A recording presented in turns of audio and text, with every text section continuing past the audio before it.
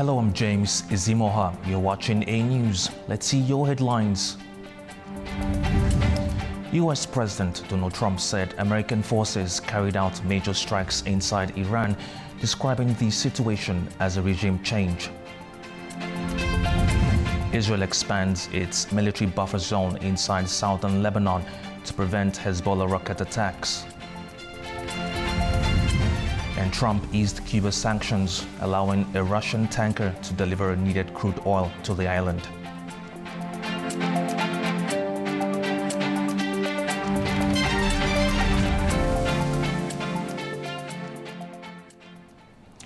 US President Donald Trump says Iran is undergoing a genuine regime change, describing the country's new leadership as very reasonable. He also stated that American forces have carried out strikes on multiple targets inside Iran, calling the action a major military operation. US President Donald Trump says American forces have struck multiple targets inside Iran, describing it as a major military operation. He said many long sought-after targets had been destroyed, but did not provide details. So we've had very good negotiations today with Iran, getting a lot of the things that they should have given us a long time ago. We'll see how it works out, but they're very good, moving along very nicely. They've destroyed a lot of additional targets today. The Navy's gone, the Air Force is gone, we know that. But we destroyed many targets today. It was a big day. And we are negotiating with them directly and indirectly. Trump's comments point to a dual approach, continuing negotiations with Iran, while at the same time expanding military pressure. He also said Iran is allowing oil shipments through the Strait of Hormuz, with around 20 tankers expected to pass as what he described as a gesture during talks. Trump also suggested that the situation inside Iran is shifting, claiming progress is happening faster than expected. But we've had regime change, if you look already, because the one regime was decimated, destroyed, they're all dead. The next regime is mostly dead. And the third regime, we're dealing with different people than anybody's dealt with before. It's a whole different group of people. So I would consider that regime change. And frankly, they've been very reasonable. On the ground, the situation is intensifying. Explosions have been reported across Tehran, with air defense systems activated. Targets reportedly include Tehran's Mehrabad airport, a petrochemical facility in Tabriz, and other sites, including residential areas.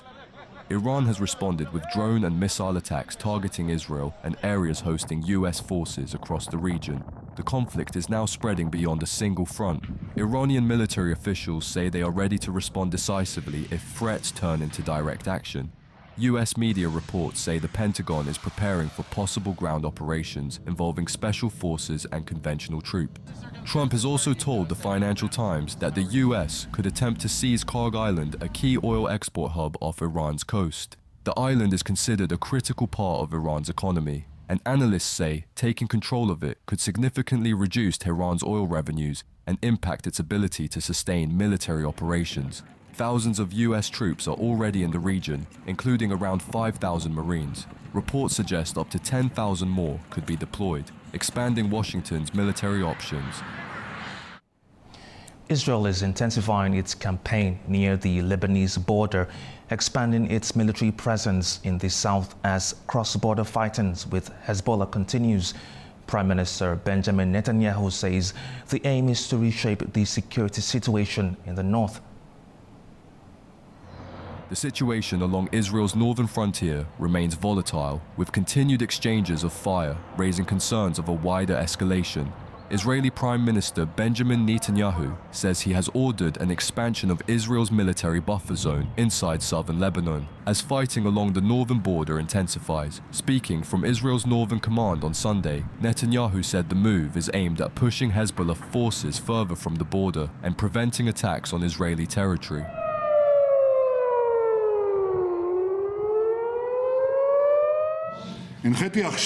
In Lebanon, I have just instructed to further expand the existing security zone in order to decisively thwart the threat of invasion and to push anti-tank missile fire away from our border. It must be understood that Nasrallah built up a large force here. He believed that with this force, he would destroy us. Well, we eliminated Nasrallah. We eliminated thousands of Hezbollah militants, and above all, we eliminated the enormous threat of 150,000 missiles and rockets that were intended to devastate Israel's cities. But Hezbollah still retains a residual capability to launch rockets at us. And what I discussed today with the commanders here are ways to remove that threat as well. Israeli troops were seen positioned along the Lebanese border on Sunday as operations continue in the area. The expansion of the so-called security zone marks a further escalation in Israel's ground operations in southern Lebanon, which began earlier this month. The developments come amid rising regional tensions linked to the broader Israel-Iran confrontation, with Hezbollah operating as one of Tehran's key allies.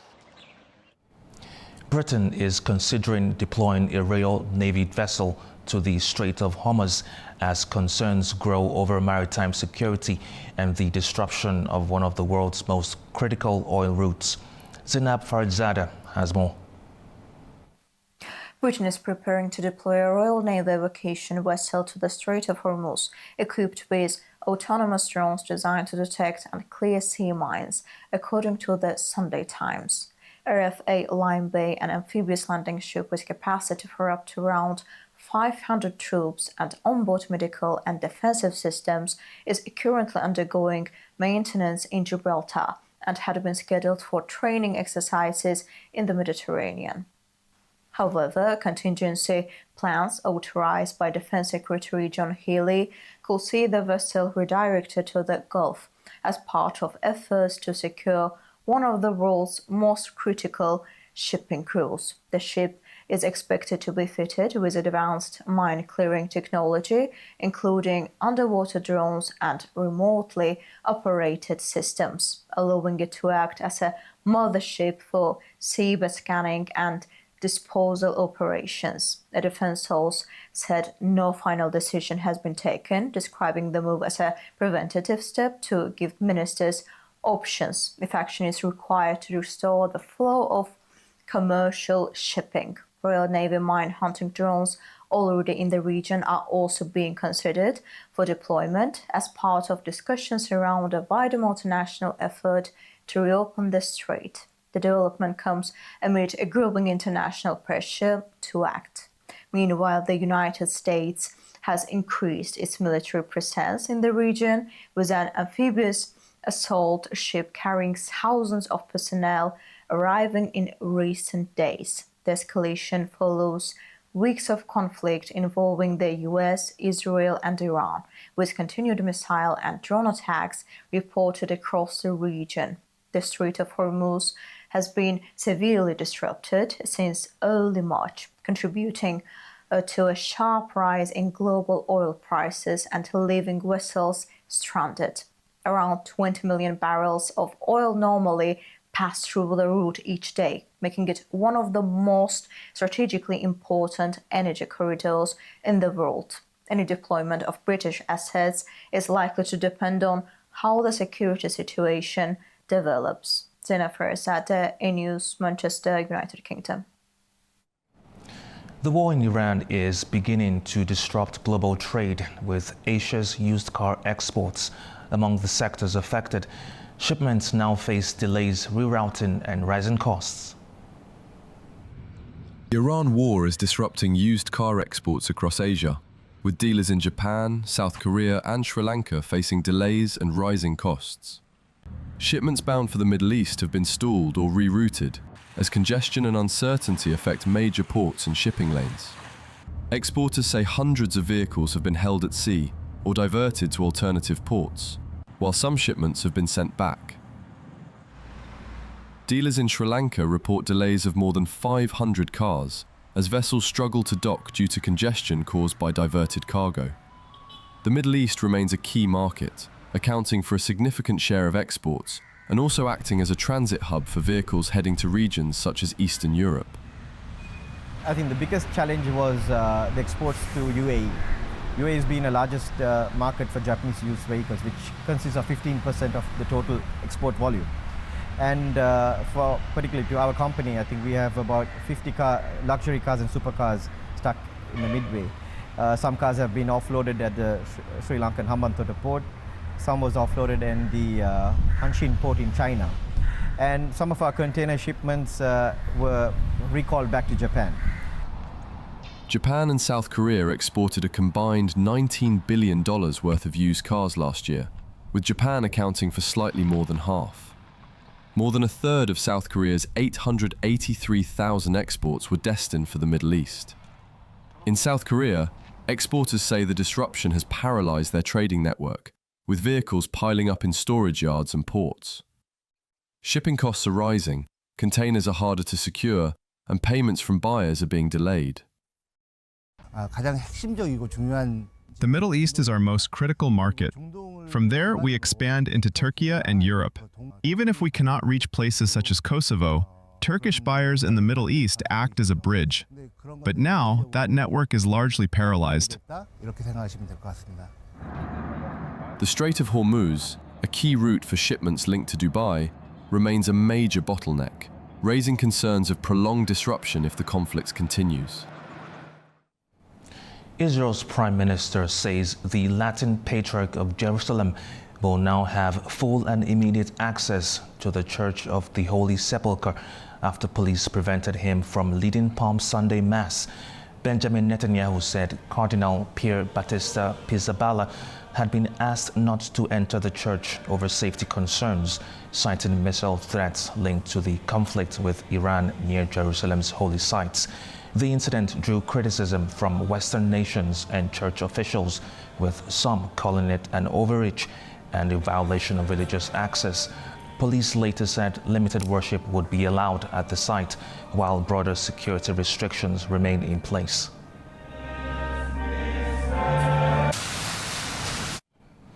Ukrainian President Volodymyr Zelensky is visiting Jordan for talks focused on security cooperation as Kyiv strengthens defense ties across the Middle East. Zelensky said discussions with King Abdullah will center on regional security and coordination with partners, particularly in countering drone threats.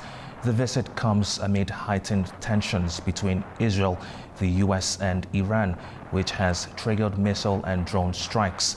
The trip follows recent visits to Saudi Arabia, the United Arab Emirates, and Qatar, as Kyiv looks to deepen defense cooperation beyond Europe.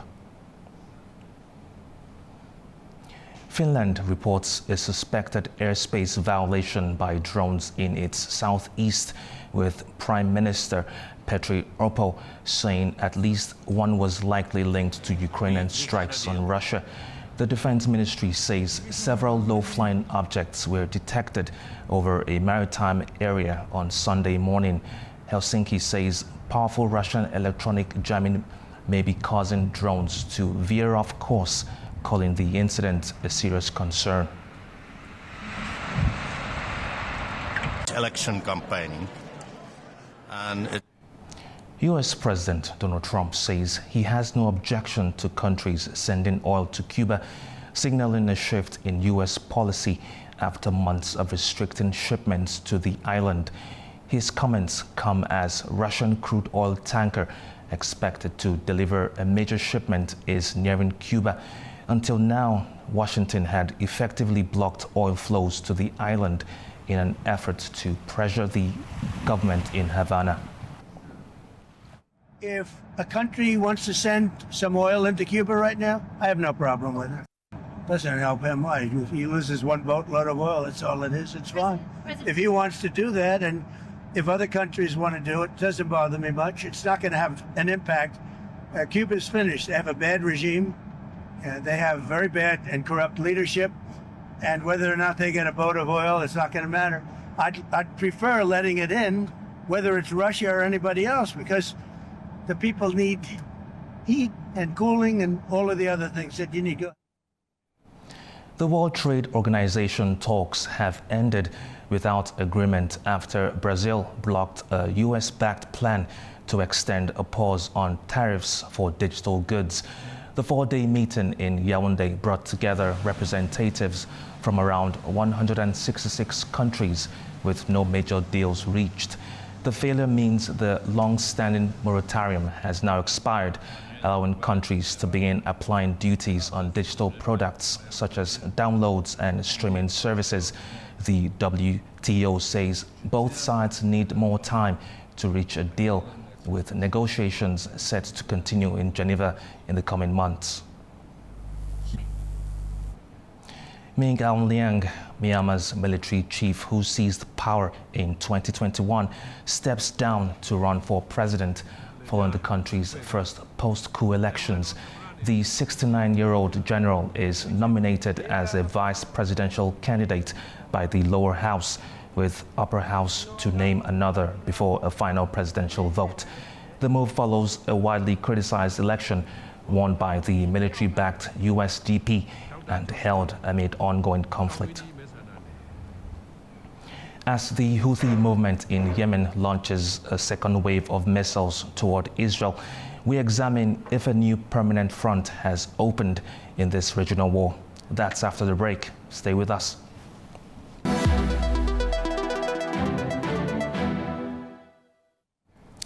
Welcome back to A News. The landscape of the current conflict shifted significantly this weekend as Houthi forces in Yemen launched their second ballistic missile attack targeting southern Israel within 48 hours. While Israeli defenses intercepted the threats, the group's vow to continue operations marks an end to their months of relative restraint. Joining us now to break down the geopolitical ripples of this escalation is Mohammed Ali Zafar, research scholar at the University of Oxford and an independent political risk analyst from Oxford, UK. Thank you for joining us. Thank you for having me. Thank you. Now, the Houthis remained largely on the sidelines during the first few weeks of the US-Israel war on Iran. Why did they choose this specific moment to fully commit to the Axis of Resistance offensive? Well, the decision by Houthis to join their barrage in this conflict, to extend the conflict horizontally, shows two sort of perspective. One is the autonomous perspective that Houthis trying to stay relevant, because as the talks are happening, they may believe that they might be sidelined and they're trying to act as a pressure tactic as well. But the other perspective is that as Iran and US is holding talks with each other in terms of backdoor negotiations happening, with discussions being shared by Islamabad, sharing of the points, the 15 points. It shows that as Iran is trying to ease tension by allowing certain ships to pass through the Strait of Hormuz, it does not want to lower the cost of war. It wants to make sure that the prices of oil remains high. And in that regard, Houthis' decision shows important role in the if we analyze the situation. For example, this could really impact the Red Sea as well, and the other strait near the Red Sea as well. So what is happening is that on one front, Iran is trying to ease tension, but at the same time, it wants to make sure that the cost of war remains. And the other thing is that other than the attack on Kuwait that Iran held recently last week, it is not attacking any other Middle Eastern state, especially during this ongoing effort to de-escalate the situation. So opening the Houthis front shows as if it does want to keep on engaging with Israel in terms of showing that there is attacks happening from multi-domain as well. But I think this is another lens we can look into. But some analysts may see it as an independent approach by Houthis, although I do not agree with that perspective. Now, you talked about Yemen trying to stay relevant in this conflict. With the Strait of Hormuz already restricted, how would a Houthi-driven closure of the Bab al-Mandab Strait affect global energy markets compared to the 2023-25 shipping crisis? Well, definitely the Strait of the Bab al-Mandab Strait as well as the Red Sea, both of them, like, it really shows that a lot of trade happens from that region as well, that strait as well. At the same time, Strait of Hormuz is important as well. So it is trying, Iran and Houthis, they are trying to use these geopolitical choke points in order to, in its favor. And in this regard, it could make sure that the oil prices keep on showing hikes. It will lead to further, inflation concerns. And already the global economy is fragile. So this will lead to further disruption of the markets as well. And this is like a potential act that Iran might be signaling, especially when the US is showing that it has desires to manage Iranian oil, saying that we want to probably take control of the Hog Island, and at the same time sending troops around 3,500 in the region. That shows some sort of signaling from the US and Iran's counterbalancing, saying that in case if this sort of conflict continues in this regard, maybe another front around Red Sea could be opened, and especially from the Houthis. And this could also signal some sort of challenge for Saudi Arabia as well. So trying to make, because Saudi Arabia has quite concerns about Houthis, and in that regard, it wants every Middle Eastern power to stay on its toe. I'm speaking from Iranian perspective. Now let's talk about the US right now. They have moved a massive Navy presence into the region, including the 82nd Airborne Group. Why has this significant military posturing failed to deter the Houthi leadership from direct intervention? Well, again, it is an important concern, but it is hard to predict what sort of thinking would be going behind the closed doors, because a lot of things happen that we do not have a clear idea about. Even in media, certain things are getting leaked as well in terms of US concern about the stability of Iranian regime, and the discussions happening between US and Israel. US ambassador to Israel showing concerns that still the Iranian regime can survive. So such kind of concerns and speculations will always remain in the market. But for now, it isn't a clear view why the Houthis US is unable to deter Houthis. But from my perspective, what is important is it's just an opening of another front, and it is only within the coming week we will see if there's an escalation of conflict from the Houthis. Then there will be response from the US that could be probably from in terms of military strikes, or allowing Israel to strike Houthis targets. So there's a lot that we can see in the coming week. Now, to what extent is this move a direct order from Tehran to relieve pressure on the Iranian mainland, or is this an independent Houthi play for domestic legitimacy? Well, as I said in my answer to the first question, some see it as an autonomous move, but if it was autonomous, the scene by Houthis shows that they want to show solidarity to Iran as well, and want to show strength and use their barrage against Iran and Israel's joint attack against US and Israel's joint attack against Iran. So the rationale that the Houthis are giving shows that they want to clearly say that their reasoning for joining this conflict is in solidarity with Iran as well, and what has happened in Iran. So in this regard, this seems that it is not an autonomous move, but rather a calculated one, because in negotiations that are going to be happening between US and Iran, there will be discussions about Iranian proxies across Middle East. So in order to make sure that they stay relevant, they want to engage against Israel and show that they still exist and they are relevant actors as well. And in case if Iran decides, we do not know what will happen, but if Iran decides to disengage with these proxies, then maybe one can agree that these proxies want to showcase independent strength and saying that they are relevant and independent from the conflict. But seeing the statements coming out of these in terms of their reasoning of the attack, it shows as if there's sort of clear alignment between Iran and the Houthis. Now, we've seen reports of Saudi Arabia intercepting missiles in its own airspace recently. How much strain does this southern front put on the regional coalition's integrated air defenses? Well, definitely, it's you have to look at it from a multiple fronts that Saudi Arabia and the other Middle Eastern states have to look into. On one side, there's attacks from Iran, and if there's a potential attack from Houthis against Saudi Arabia, as you've just mentioned as well, it only leads to further, coordination between the US and Saudi Arabia, and US and other Middle Eastern partners of US in terms of how to manage this threat and what sort of engagement seems right. In a manner that does not disrupt the ongoing effort of negotiations, but at the same time, these Middle Eastern states, especially Saudi Arabia, can independently take actions against Houthis.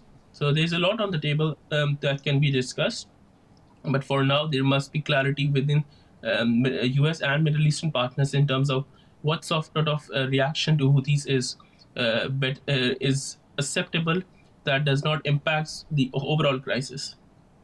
Well, thank you very much for sharing your insights with us. Thank you for having me.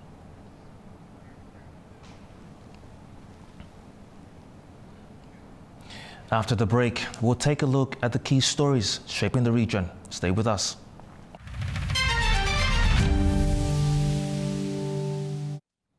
Welcome back to A News. Iran is pushing back against a set of proposals from Washington, describing them as unrealistic and lacking good faith.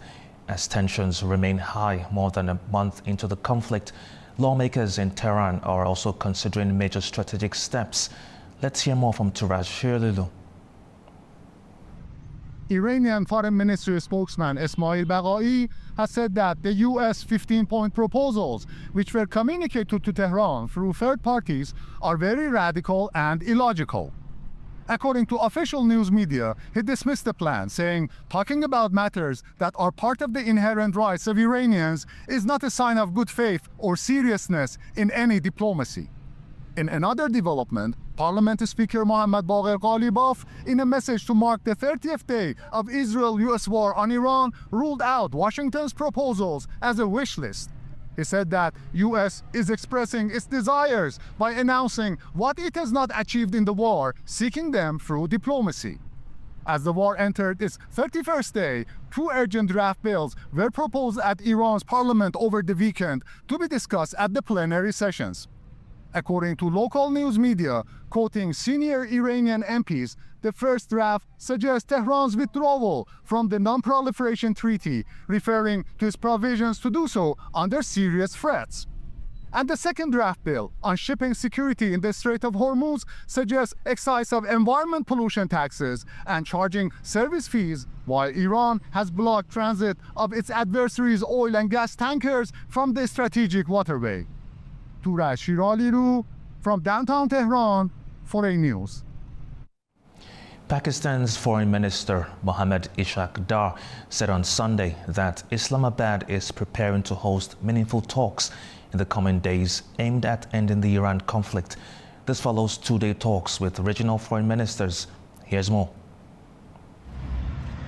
Pakistan is stepping up diplomatic efforts to ease tensions in the Middle East, hosting key regional powers in Islamabad for high-level talks on the Iran conflict. Turkish Foreign Minister Hakan Fidan and Egyptian Foreign Minister Badr Abdelati met Prime Minister Shehbaz Sharif as Pakistan hosted regional counterparts for de-escalation efforts. The meeting comes as the conflict linked to US and Israeli actions against Iran continues, with the Strait of Hormuz under strain. The route is critical for global energy supplies, and disruptions have contributed to rising prices. Speaking after the consultations, Pakistan's Foreign Minister Mohammad Ishaq Dar said Islamabad is ready to host talks between Washington and Tehran. Pakistan will be honored to host and facilitate meaningful talks between the two sides in coming days for a comprehensive and lasting settlement of the ongoing conflict. Dar says both sides have shown confidence in Pakistan's role, with support from regional partners including Saudi Arabia and China.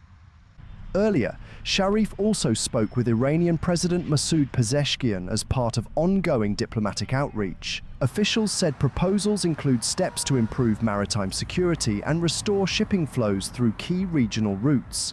In parallel, contacts at the security level are ongoing. Pakistan's army chief has been in communication with US Vice President J.D. Vance, according to a source familiar with the matter.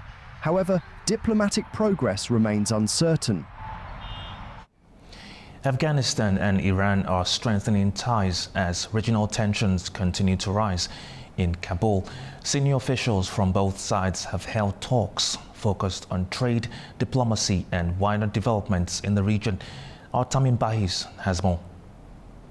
In Kabul, Afghanistan's foreign ministry says Foreign Minister Amir Khan Muttaqi held talks with Ali Raza Bigdili, the acting head of Iranian's embassy, focusing on bilateral relations and wider regional developments. According to the ministry, Muttaqi said trade between Afghanistan and Iran is continuing to grow. describing economic ties as increasingly positive. He also praised what he called Iran's constructive position on the recent tensions between Afghanistan and Pakistan, saying Kabul wants outstanding issues between the two sides to be addressed through meaningful and sincere dialogue. The Iranian diplomat also gave a positive assessment of cooperation between Kabul and Tehran, especially in the area of trade, and said Iran's leadership is closely watching the latest situation between Afghanistan and Pakistan while supporting a peaceful solution. The meeting also turned to the wider regional conflict. Begdili shared Tehran's position on the latest developments following what he described as war initiated by the United States and Israel. Muttaqi in turn called the situation aggression against Iran and warned that any further expansion of the conflict would be damaging for the entire region. Overall, the meeting underlined growing Afghanistan-Iran engagement, with both sides stressing trade cooperation and diplomacy as regional tensions continue. Tamim Bahis in Kabul, A News. Tensions are rising again along the Afghanistan-Pakistan border, with both sides trading heavy fires days after a temporary pause. Afghanistan and Pakistan exchanged heavy fire along their border on Sunday. Clashes hit Kunar province and Pakistan's Bajaur district, involving artillery and heavy weapons. Kabul says one person was killed and 16 injured, mostly women and children. Pakistan denies targeting civilians, saying it responded to Afghanistan's shelling. The violence follows a brief Eid al-Fitr pause and renewed tensions after last month's deadly clashes. Central Asia is facing mounting pressure from climate change, with glaciers melting at an accelerating pace and raising concerns over long-term water security. A new UN-backed assessment highlights the scale of the risk as countries across the region move to boost cooperation and adapt to the growing environmental threat. Seville Rajapova has more. Central Asia is stepping up efforts to address rapid glacier melt, as highlighted by United Nations report warning of unprecedented climate pressure on mountain ecosystems. Glaciers currently store around 70% of world's fresh water, supporting nearly 2 billion people, but rising temperatures are shortening winters and accelerating ice loss across the region.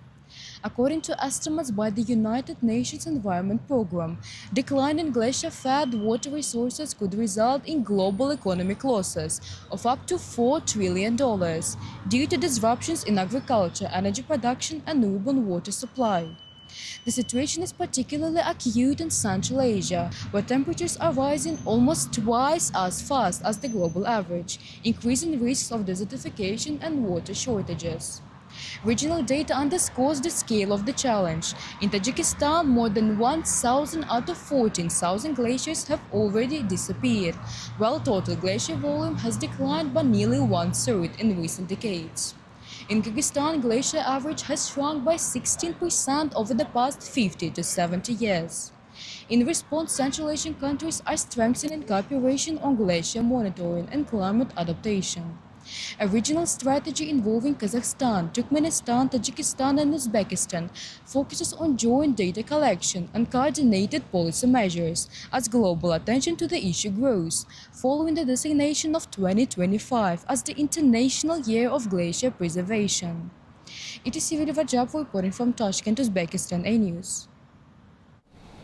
Turkey is positioning itself at the center of the global climate discussion as it prepares to host COP31. Among the flagship initiatives is a major marine cleanup operation in the Marmara region aimed at tackling pollution, protecting biodiversity, and reversing years of ecological strain. Nuray Mustafa reports from Turkey.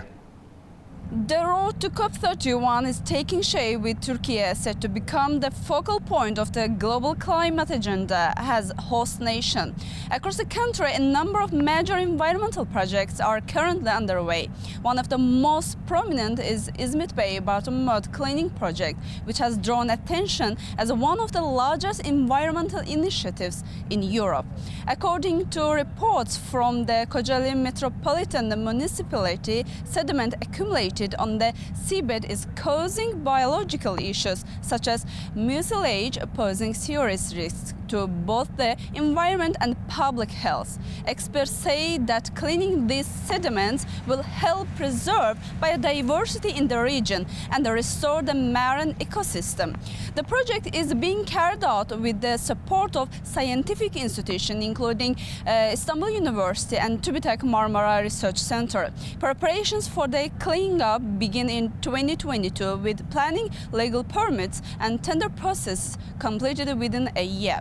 Practical work started in 2023. The project aims to remove 3.8 million cubic meters of seabed sediment from an area of 468 hectares, roughly equivalent to 650 football pitches. With the climate change and the global warming, that also adds up and like a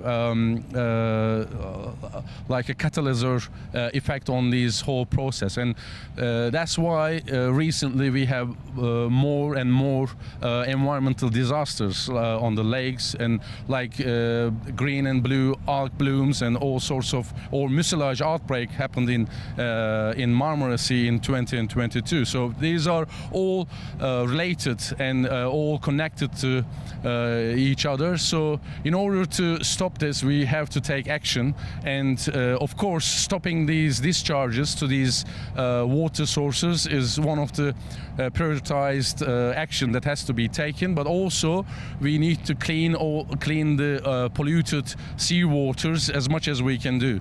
Experts emphasize that the project is of strategic importance not only locally, but for the entire Marmara region. As a result, a cooperation protocol has been signed between the Kocaeli Metropolitan Municipality and the Turkish Ministry of Environment, Urbanization and Climate Change. Once completed, the project is expected to restore ecological balance in İzmit Bay and revitalize marine life. Nuray Mustafa, Avaz Hajiyev for A News, İzmit, Kocaeli, Turkey. As global tensions rise, the focus is shifting beyond politics to how societies communicate and stay connected. Many believe culture plays a key role in bridging divides and shaping understanding. At a summit in Istanbul, Bulgaria's Minister of Culture, Nadin Todorov, shared his thoughts with A News.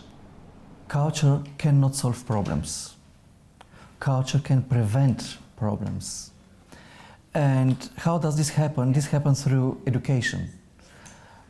Education is something that we are missing today. And I don't mean learning about history, mathematics, or language, or whatever. Education in terms of working together, communicating together, doing things together.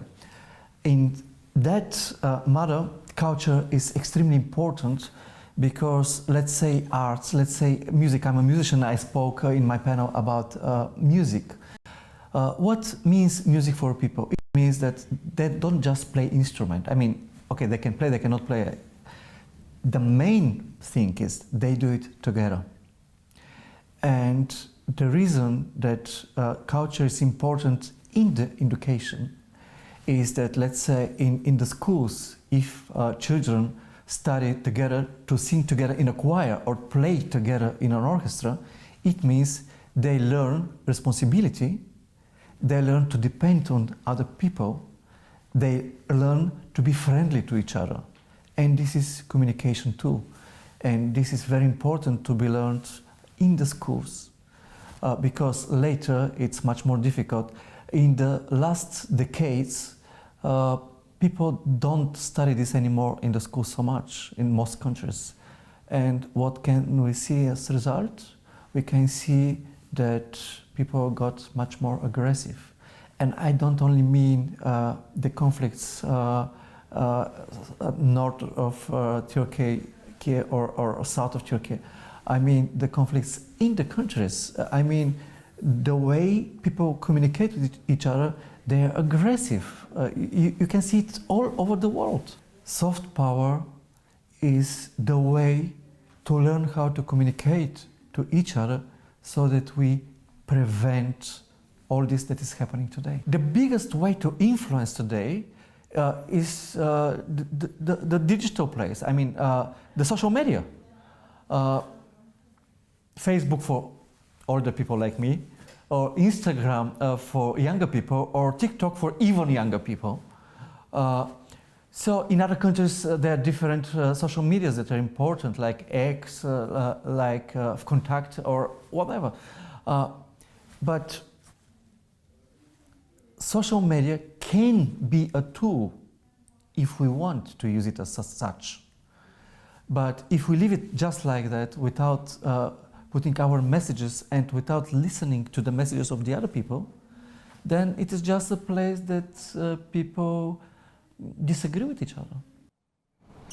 Armenia says negotiations on the Trump route for international peace and prosperity are ongoing.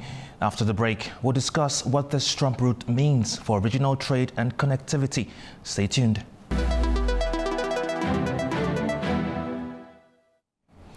Welcome back to A News. Armenia says negotiations on the Trump route for international peace and prosperity TRIP is a connectivity project with the United States are ongoing, with the formal arrangements expected to take stage later. The initiative is being closely watched for its economic potential and its broader geopolitical implications in the region. Joining us to discuss this is Fuad Karimli, political analyst in Baku, Azerbaijan. Good to have you, Fuad. Thank you for having me. Now, Armenia's foreign minister says negotiations are ongoing and progressing as planned. How close are we in practical terms to a finalized agreement? So I think, first of all, the trip has been one of the biggest projects that's been discussed in the South Caucasus in terms of the peace deal. But when we look at the developments, we see that there's still some factors that need to be finalized.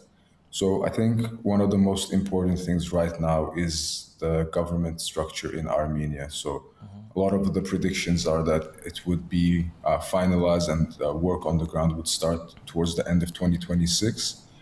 But again, a lot depends on Armenia, the elections in June, the parliamentary elections, who's going to be in power, what kind of attitude are they going to have towards the trip. I mean, it's already something that's agreed upon in any case, but still the government in power can still have a lot of effect. Now, looking at the broader Armenia-Azerbaijan normalization process, how closely linked is TRIP to long-term peace and stability in the region? When we look at TRIP in terms of the peace process, I think it's very important. I think it's actually a central part of the peace process, because having peace on paper is one thing, but then acting on it, increasing connectivity, this route in itself would create important opportunities in terms of infrastructure, energy, trade for both Azerbaijan and Armenia. So I think it would be one of the first steps of increasing prosperity. So there's peace through prosperity, that whole concept. And if and when the TRIP corridor opens, it would show that the two countries are not only reconciling, but also moving forward and saying we can do business, we can make money together, bring investment into the region, enhance the middle corridor through TRIP. So that's one of the biggest factors affecting the region. I think that it would put the South Caucasus even more on the map by saying that, we have an unimpeded corridor that goes through Armenia to Turkey and can all the way to Europe. Now, the TRIP project is being framed as an economic and connectivity initiative. How significant could it be for the region's long-term economic position? Yeah, in terms of the economic position, I think it would show that Armenia is not just relying on the neighbors in the north and the south for its economic interdependence. So it would strengthen the ties of the economies of Azerbaijan, Armenia, and Turkey as well. Georgia has a role in this too. We saw that Russia was also getting involved in terms of sending grain shipments through Azerbaijan to Armenia. So it can act as a really strong catalyst to bring the region together, to really cement the peace process, and also say that we're moving towards economic interdependence. And when that's the case, there's no going back to war. We can't fight each other anymore because now we're prospering together. Now, this project also involves the United States quite heavily. Does Washington's role tell us about the shifting geopolitical balance in the South Caucasus? For sure, there is some change. The status quo on the ground has been changing. So the U.S. has a more hands-on policy towards the South Caucasus. I think it's been one of Donald Trump's important rhetorics that he wants to bring peace to the world. And hopefully that's going to be achieved fully in terms of Azerbaijan and Armenia. But in terms of the geopolitics, yes, there is, in terms of the strategic shift, U.S. is becoming more involved in both Azerbaijan and Armenia. We saw from the vice president's visit recently the strategic partnership agreements, it kind of lays the foundation for more U.S. involvement in the region, but in more of the economic infrastructure and communication sense in terms of like AI technology, this kind of stuff, which we'll see how it will play out in the future in terms of the neighboring countries as well. Now, interestingly, Armenian officials say that the talks have not slowed despite wider regional tensions in the Middle East, of course. What does this suggest about the priority being placed on the project? That was quite an interesting point, actually. In terms of what's going on in the region, the most volatile it's been recently in the past few years. Everyone's been talking about what's going to happen to TRIPS since it borders with Iran.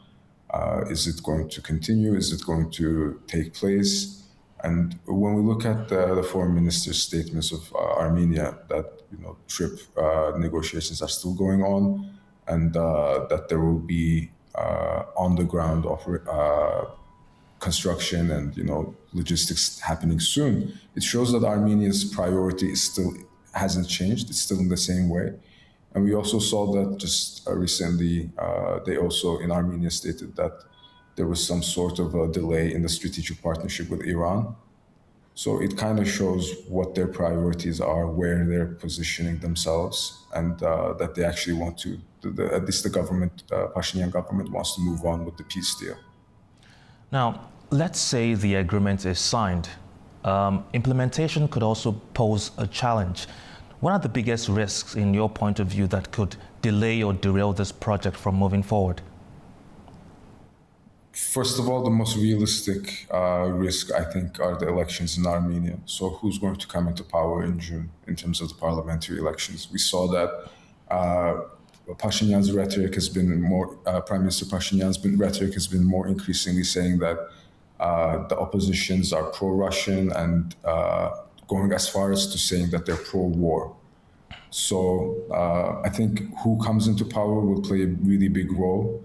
I think Azerbaijan is also trying to act strategically in that sense, to wait and see who's going to come to power, what's going to happen, and looking at all the options that they can consider. But for sure, I think there is some discontent in the Armenian public. We've seen some videos, but when we look at the Pashinyan government, they're the most pro-peace government as of now. They don't want to stoke revanchist statements. We see them even rebuking claims by journalists to call Karabakh as, Artsakh, they used to call it. So it's a very interesting dynamic happening just before the elections. So we'll see how that turns out.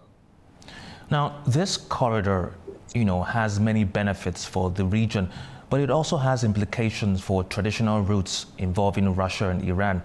Could this project reshape regional influence in a meaningful way? In terms of reshaping the influence, I think if we look at Azerbaijan and Armenia and we're in a state of total peace, it would even increase the safety of the routes, right? So we saw the routes through Russia have been have been coming into question after the invasion of Ukraine. Alternative routes to Iran are now, not even in the north, the Strait of Hormuz is closed. So in terms of route security for the middle corridor, I think this can play a really big role as long as it goes through. And it would really limit the number of countries as well. So it would just be Azerbaijan and Armenia, and then it would just go through Turkey to Europe. So it makes things a lot more easier. Fuad, thank you very much for sharing your time and insights with us. Thank you for having me. Well, that's all we have for now. Thank you for watching. Stay tuned to A News.